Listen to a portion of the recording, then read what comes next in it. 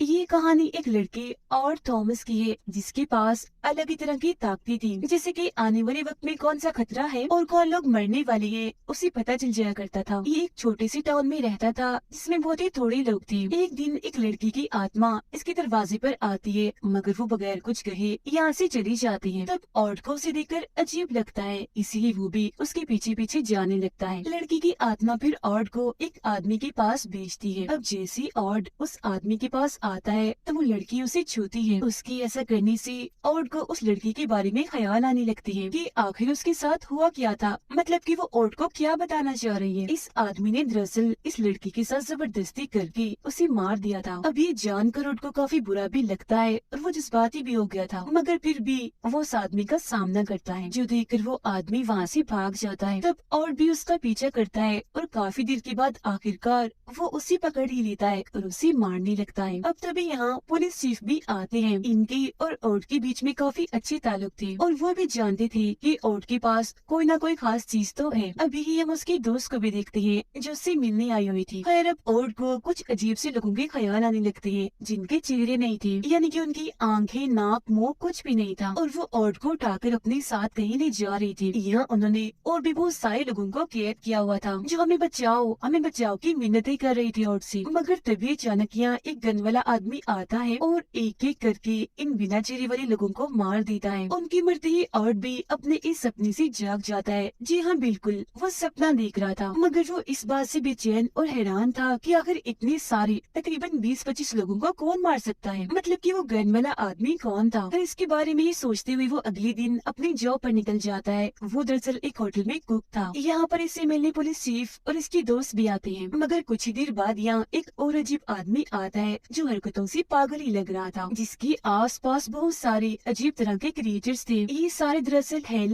यानी जहन्नम के क्रिएचर्स थे जो सिर्फ किसी खास और जैसे इंसानों को ही दिखाई दिया करते थे, यानी जिनके पास कोई शक्ति, कोई ताकत हो, और ये सिर्फ उस इंसान के आसपास घूमते थे जिनकी बहुत जल्द भयानक मौत होने वाली हो, क्योंकि भयानक मौत के वो मजे लेते थे, इंजॉय करते थे। शायद ऐसा होने से इन्हें ताकत मिलती थी। अब इन क्रिएचर्स का नजर आना खून खराबे, मौत की तरफ इशारा था, और जितने ज्यादा ये क्रिएचर्स नजर आएंगे उतनी ही तबाही होगी और उतनी ही उस इंसान की दर्दनाक मौत होगी। अब उन क्रिएचर्स को पता होता है कि इस इंसान की मौत होने वाली है, तो वो उसी के इर्द गिर्द मंडलाते थे जैसे वो सजीव इंसान के आसपास थे इसकी मौत देखने के लिए, क्योंकि जब दर्दनाक तरीके से वो मरेगा इन्हें मजा आएगा। लेकिन अगर उन्हें पता चल जाए कि और जैसा कोई इंसान उन्हें देख सकता है तो ये पहले उस इंसान का खात्मा करते हैं। इसीलिए और इन्हें देखकर डर तो जाता है, मगर वो ऐसे दिखावा करता है जैसे वो इसे देख ही नहीं रहे। अब उस अजीब इंसान के आसपास इतने सारे क्रिएचर्स को देखकर ये काफी घबरा गया था, इसीलिए ये उसका पीछा करने लगता है। मगर अब तभी इधर और की एक साथी आकर उसे बताती है कि मुझे एक अजीब सा सपना आया है जिसमें मैंने देखा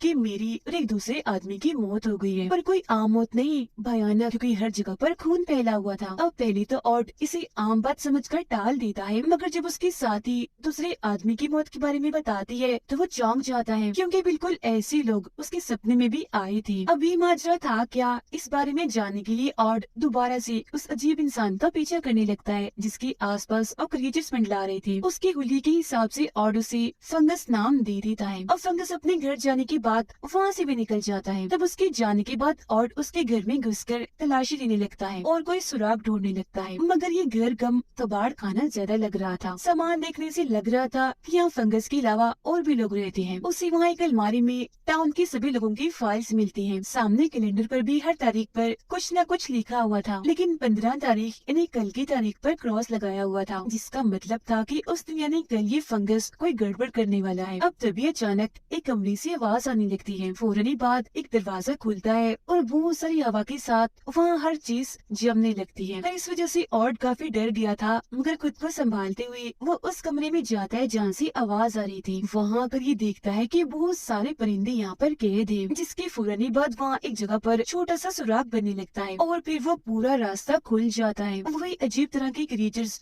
बहुत बड़ी तादाद में वहाँ से बाहर आने लगते हैं। ये दरअसल हेल का दरवाजा था जो इस कमरे में खुलता है। अब दरवाजा खुलते ही बहुत सारे क्रिएचर्स बाहर आकर इस पूरे घर में फैल जाते हैं, जो देखकर आर्ट काफी डर गया था, मगर फिर भी चुपके से वो यहाँ से निकल जाता है। जाते जाते उसने एक आदमी की फाइल भी अपने साथ ले ली थी, क्योंकि अब वो जान गया था कि ये आदमी फंगस टाउन पर जरूर कोई अजाब लाने वाला है। हो सकता है कोई खोली हो, क्योंकि हुलिये से वो ऐसे ही दिखता है। इसीलिए आर्ट पुलिस चीफ के घर जाता है और उन्हें वो फाइल देते हुए कहता है कि ये मुझे फंगस के घर से मिली है, वो मुझे ठीक नहीं लगता, आप उस पर नजर रखिए। अब क्योंकि इनको आर्ट पर भरोसा था, इसीलिए वो मान जाते हैं। कुछ ही देर में ये लोग अपने सारे पुलिस रिकॉर्ड को चेक कर लेती है फंगस के खिलाफ कोई सुराग ढूंढने के लिए, मगर पता चलता है कि वो आदमी तो एकदम ठीक है, उसका कोई पुलिस रिकॉर्ड नहीं। मगर इसके बावजूद भी पुलिस चीफ अपने एक दूसरे ऑफिसर को फंगस पर नजर रखने के लिए कहते हैं और आर्ट को तसल्ली देते हैं कि बेफिक्र रहो, अगर उसके खिलाफ कोई भी सबूत मिला तो हम उसे गिरफ्तार कर लेंगे। अब तभी यहाँ हमारी मुलाकात एक ऑफिसर और उसकी दोस्त के साथ होती है, और ये वही ऑफिसर होता है जो अब फंगस पर नजर रखेगा। खैर अगले दिन आर्ट अपने दोस्त के साथ खाना खाने अपनी सबसे पसंदीदा जगह पर जाता है, मगर तभी यहाँ आर्ट को फंगस दिख जाता है जो काफी गुस्से में था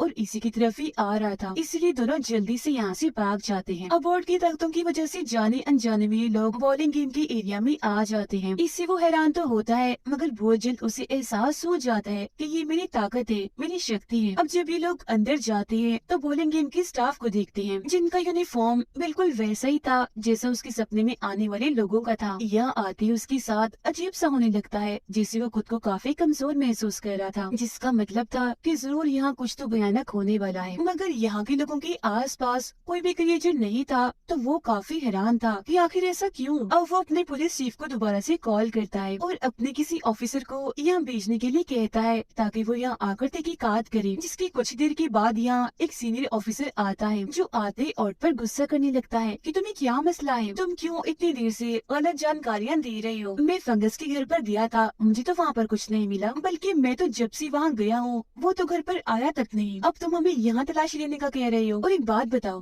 तुम्हें ऐसी खबरों के बारे में कैसे पता चलता है, हाँ, जबकि ऐसा तो कुछ भी नहीं होता। अब उसका ध्यान भटकाने के लिए और उसका गुस्सा रोकने के लिए आर्ट की दोस्त उसे अपनी ही बातों में उलझाने की कोशिश करती है। वो उसके हाथ पर बने टैटू जिस पर POD लिखा हुआ था उसके बारे में पूछती है, तो वो सीनियर ऑफिसर हंसते हुए इस बात को टाल देता है। अब यहाँ आर्ट को भी कुछ समझ नहीं आ रहा था कि पता नहीं शहर में ऐसा क्या होने वाला है जो मुझे इतनी बेचैनी हो रही है। पहले मुझे सपना आया, फिर मेरी साथी को उसी की मौत का, फिर मुझे फंगस दिखा जिसके आसपास बहुत सारे क्रिएचर्स थे। आखिर ये सब क्या है? तो अब इन सारे सवालों का जवाब पाने के लिए दोनों आर्ट की उसी साथी के घर जाते हैं और उससे उसके सपने के बारे में पूछने लगते हैं। वो इन दोनों को हर चीज काफी डिटेल में बारीकी से बताती है, जो सुनकर आर्ट काफी डर जाता है और उसे कहता है कि कैसे भी करके जल्द से जल्द अपनी दोनों बेटियों को लेकर इस टाउन से निकल जाओ, तुम्हारी जान को भी खतरा है। तुम जाओ अपनी दादी के घर, और हाँ, उन्हें भी मत बताना कि तुम आ रही हो, बगैर बताए जाओ। जिसके बाद वो उसकी दोनों बेटियों के पास ऊपर जाता है, जहाँ भी वो क्रिएचर से बहुत बड़ी तादाद में। तब आर्ट उन्हें नजरअंदाज करता है ताकि उन्हें पता ना चल सके कि वो इन्हें देख सकता है। इसके बाद ये दोनों यानी आर्ट और उसकी दोस्त यहाँ से निकल जाते हैं, मगर वो रास्ते में एक जगह रुक जाते हैं। तभी इन्हें एक लड़की की चीख सुनाई देती है, जो काफी डरी हुई थी। ये लड़की और कोई नहीं बल्कि उसी ऑफिसर की दोस्त होती है जो फंगस पर नजर रख रहा था। इस वक्त उसके पीछे खूंखार डॉग पड़े हुए थे। वो बेचारी अभी अपनी जान बचाने के लिए भाग ही रही थी कि तभी कोई उन डॉग्स को मारने के लिए गोली चला देता है, मगर उसका निशाना चूक जाता है और गलती से वो गोली उस लड़की को भी लग जाती है, जिससे उसकी मौत हो जाती है। अब ये देखकर जल्दी से आर्ट और उसकी दोस्त उस लड़की की लाश के पास आती है। ये दोनों ही काफी घबरा गई थी, जिसके फौरन ही बाद इंक्वायरी करने यहाँ पुलिस चीफ भी आ जाती है। वो भी इसकी लाश को देखकर काफी हैरान थी, क्योंकि आज सुबह ही वो इनसे मिली थी, साथ इन्होंने खाना खाया था, और अब अचानक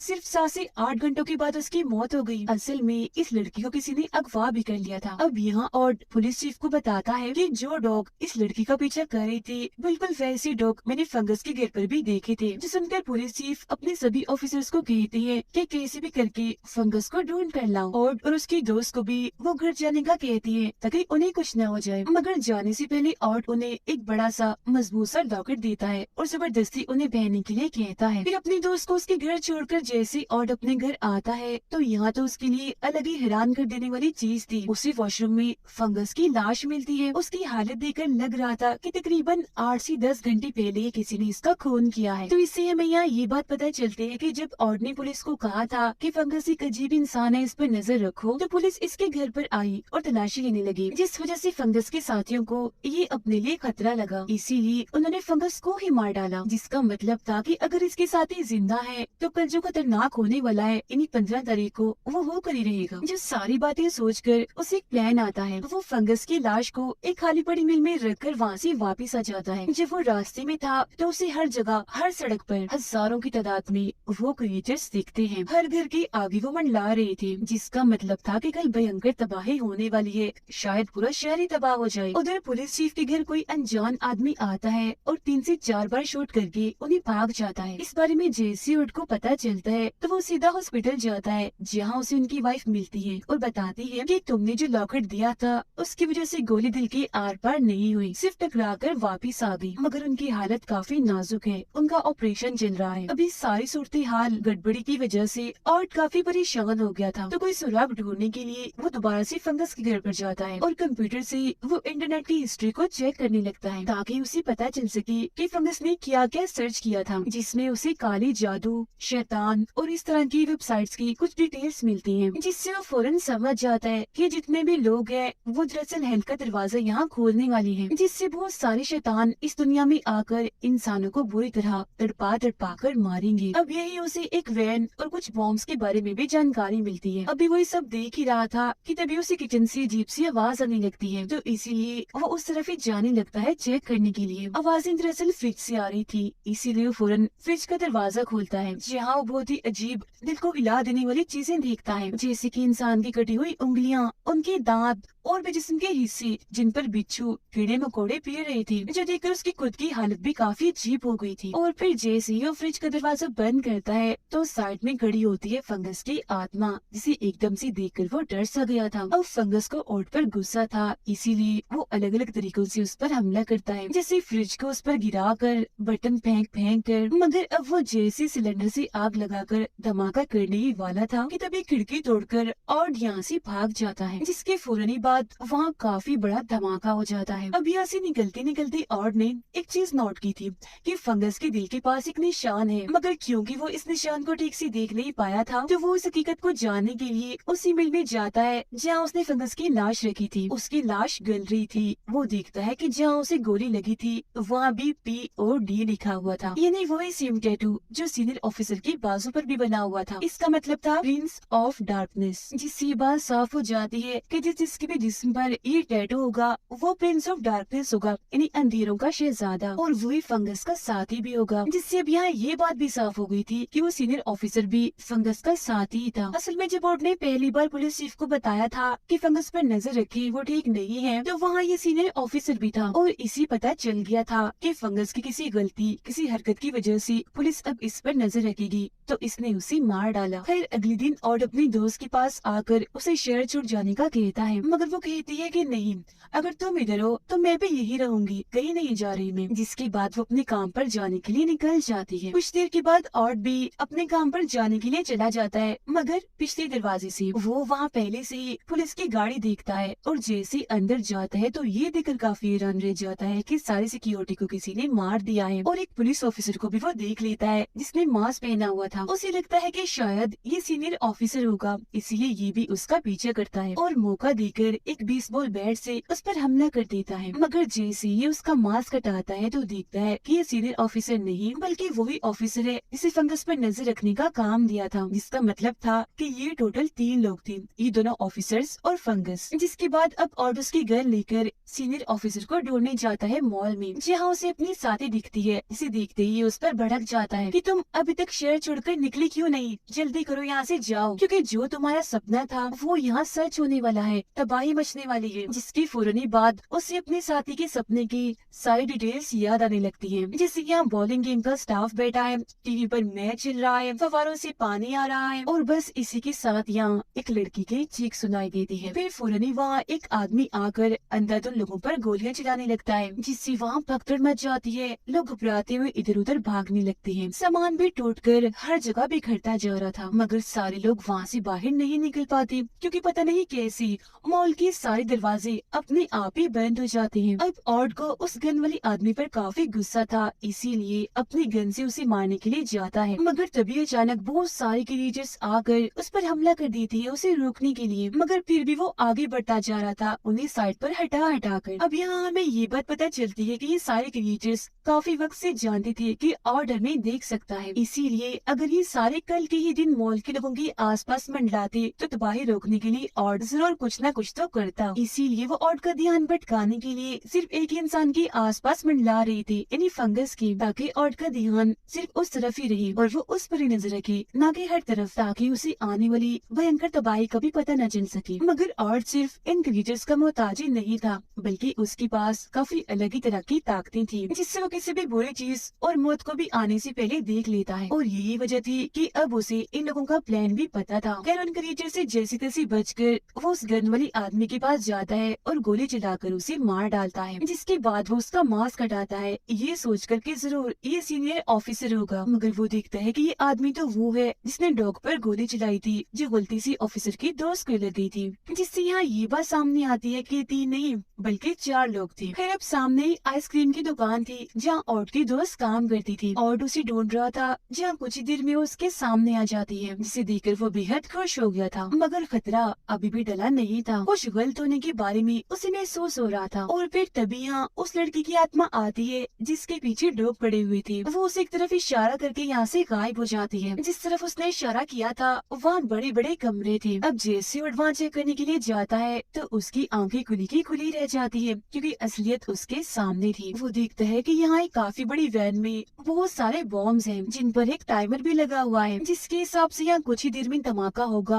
और सारे लोग मारे जाएंगे। और यही उन चारों का प्लान था कि पहले वो सभी लोगों को मॉल में लॉक कर देंगे, फिर उन पर अंधाधुंध गोलियां चलाएंगे, जिसके बाद इन बॉम्ब्स के जरिए पूरे ही मॉल को सब लोगों समेत उड़ा देंगे। क्योंकि आज हफ्ते का आखिरी दिन था तो शहर के आधे लोग तो यहाँ आए होंगे, जो सबके सब मारे जाएंगे। अब ऑड उस बॉम्ब्स वाली वैन को कहीं और ले जाने की कोशिश करता है ताकि वो धमाका यहाँ होने से रोक ले। मगर उसके इस प्लान के बारे में एक क्रिएचर को पता चल गया था, इसीलिए वो सीनियर ऑफिसर जो ये आस पास ही था उसके जिस्म जाकर उसे अपने कंट्रोल में कर लेता है और ऑड पर गोलियां चलाने लगता है। उनके ऐसे करने के पीछे की वजह मैंने आपको पहले भी बताई थी कि ये क्रिएचर्स दरअसल दर्दनाक मौत का मजा लेते हैं। ये एक किस्म का इनकी जिंदा रहने का जरिया था। मगर अब अगर ऑड वैन कहीं और ले गया तो उनका ये प्लान तो फेल हो जाएगा। यहाँ धमाका नहीं होगा, लोग मरेंगे नहीं, तो उनको ताकत भी नहीं मिलेगी, वो एंजॉय भी नहीं कर सकेंगे। इसीलिए वो सीनियर ऑफिसर के जिस्म आकर उसे रोक रही थी। बहुत सारी गोलियां ऑड को छूकर गुजर भी जाती हैं, मगर फिर भी वो हिम्मत नहीं हारता और वैन को मॉल से बाहर लाकर काफी तेजी से चलाता है और ठीक वक्त पर वैन से बाहर आ जाता है। वैन के अंदर वो सीनियर ऑफिसर भी था। जैसे वैन पुल से नीचे गिरती है तो वहाँ बॉम्ब्स की वजह से एक काफी बड़ा धमाका हो जाता है, जिसमें सीनियर ऑफिसर की भी मौत हो गई थी। फिर अब 2-3 दिन के बाद हॉस्पिटल में ऑड को होश आती है तो वो अपने सामने अपनी दोस्त को पाता है, और क्योंकि उसने इतने सारे लोगों की जान बचाई थी तो वो सबका हीरो बन गया था। मगर क्योंकि अब उसे सुकून वाली जिंदगी चाहिए थी, इसीलिए वो अपने दोस्त के साथ शादी करके बहुत अच्छा वक्त उसके साथ गुजारता है। मगर तकरीबन 1 हफ्ते के बाद पुलिस चीफ और उसके साथी वहाँ आकर उसे हैरानकुन जानकारी देती है और कहती है कि अब बस टाइम आ चुका है। तो यहाँ हमें पता चलता है कि असल में ऑड की दोस्त की तो उस गोलीबारी में ही मौत हो गई थी, और ये बात खुद ऑड को भी पता थी। जिसके साथ वो 1 हफ्ते से रह रहा था वो तो उसकी दोस्त की आत्मा थी, क्योंकि दोनों एक दूसरे को प्यार जो करती थी और कुछ वक्त एक दूसरे के साथ गुजारना चाहते थे। और अब यहाँ आखिरकार दोनों एक दूसरे को आखिरी अलविदा कहते हैं, वो भी दुखी मन से। अब मैं आपको बता दूं कि वो 4 लोग आखिरी सब क्यों कर रहे थे। वो पिछले काफी वक्त से एक काले जादू करने वाले ग्रुप का हिस्सा थे। इन्होंने बहुत सारे लोगों को भयानक मौत देकर काफी इंजॉय भी किया, जिसके बाद इनमें से 2 पुलिस ऑफिसर बन गए ताकि वो हमेशा दुनिया की नजर में अच्छे बने रहे, और अगर इनके खिलाफ कोई सबूत आ भी जाए तो ये उसे आसानी से मिटा दे। जैसे इन्होंने फंगस को अपने रास्ते से हटाया। आम तरीके से लोगों को मार कर इन्हें मजा नहीं आ रहा था, इसीलिए वो मॉल को लोगों समेत उड़ाकर खूब मजा करने वाले थे। मगर ऑड की समझदारी और शक्तियों ने ऐसा होने नहीं दिया। इसी के साथ ये कहानी इधर ही खत्म हो जाती है।